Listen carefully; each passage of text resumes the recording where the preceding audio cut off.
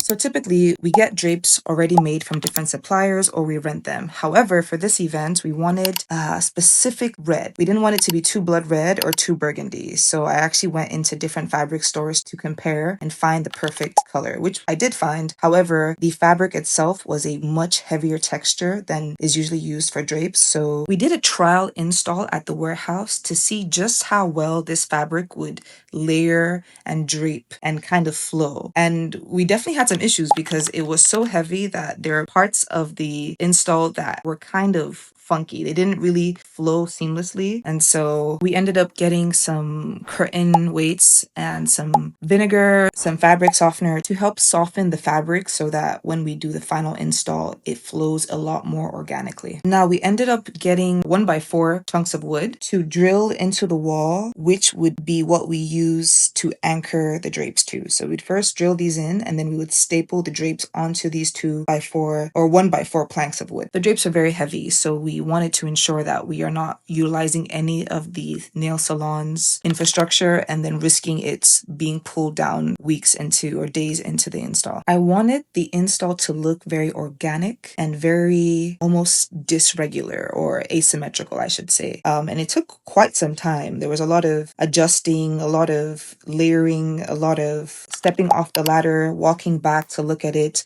readjusting. And because of the fabric we used and how thick it was, it took a lot more intentionality to get this look than if we had used a chiffon fabric, for example. I probably spent hours working on this. We started the overall install maybe around 9 p.m. when the store closed and worked into the morning. When the sun was up and it was bright, we were still there working. And no, the drapes were not the only thing we worked on. We also did multiple floral installs, which you can see over here.